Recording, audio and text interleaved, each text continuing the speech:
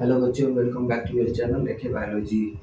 ये next session होने वाला है पॉलन ग्रेन के न्यूट्रिएंट के बारे में और पॉलन ग्रेन के और डिटेल के बारे में ये पार्ट होने वाला है। तो आइए हम जानते हैं पॉलन ग्रेन को न्यूट्रिएंट के बारे में कि कैसे पॉलन ग्रेन को nutrient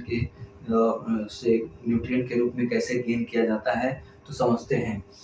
pollen grain rich in nutrient taken as tablet. Pollen grain को टैबलेट के रूप में यूज किया जाता है, खाया जाता है और सिरप के रूप में इम्प्रूव किया गया है, यानी कि सिरप के रूप में उसको लिया जाता है।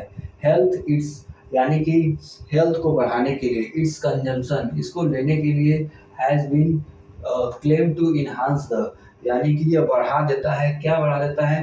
The performance of athletes and race horses, यानी कि जो खिलाड़ी होते हैं, एथलीट्स होते हैं और रेस हॉर्सेस धावक जो होते हैं, दौड़ने वाले, उनको यदि टैबलेट या सिरप दिया जाता है तो उनकी जो वायबिलिटी है उनको बढ़ा देता है, ड्यूरेबिलिटी है उनको ये बढ़ा देता है, यानी कि न्यूट्रिएंट के रूप में भी इसका यूज किया जाता है। किसका? पॉलन ग्रेन का।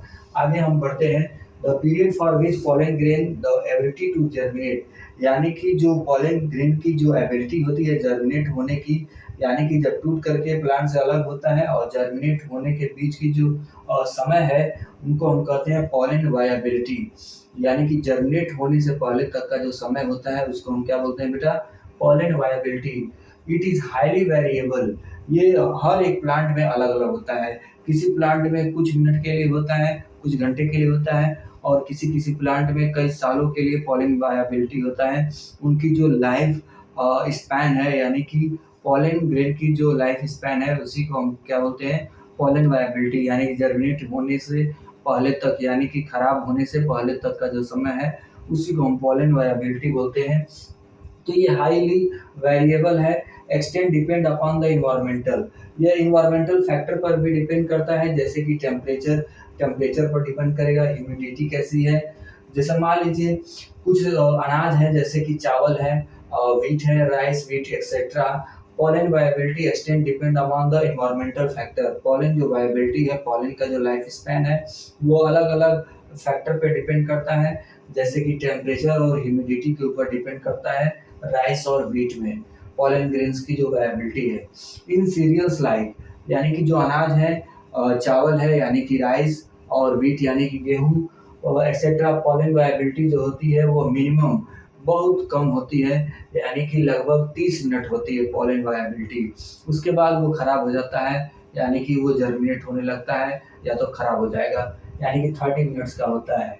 इन रोजेसी लेग्यूमिनेसी, यानी कि दाल वाले पौधों में, और सोलेनेसी सेवरल मंथ, यानी कि इन सभी जो फैमिली है, रोजेसी है, लेग्यूमिनेसी है और सोलेनेसी है, इसमें पॉलन वायबिलिटी जो होती है वो कुछ महीने के लिए होता है, सेवरल मंथ के लिए होता है। Pollen grain can be cryo preserve, pollen grain को प्रिजर्व भी किया जा सकता है, यानी कि स्टोर करके इनको रखा भी जाता है लिक्विड नाइट्रोजन में -196 डिग्री सेल्सियस में, यानी काफ़ी ठंडे तापमान पर इनको रखा जाता है, प्रिजर्व करके रखा जाता है। फिर पॉलन जो प्रिजर्व करके रखते हैं उनको हम कहते हैं, जहाँ पर रखा जाता है उनको हम कहते हैं पॉलन बैंक।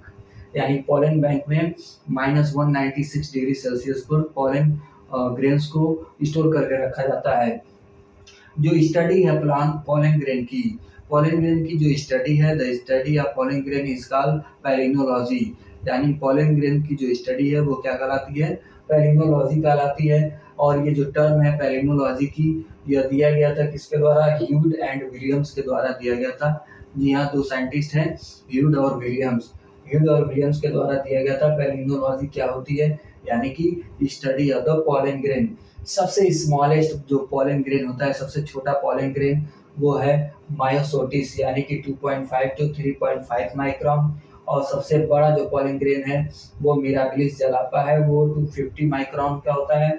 और सबसे लॉन्गेस्ट जो पॉलन ग्रेन है वो है जोस्टेरा, 2500 माइक्रोन।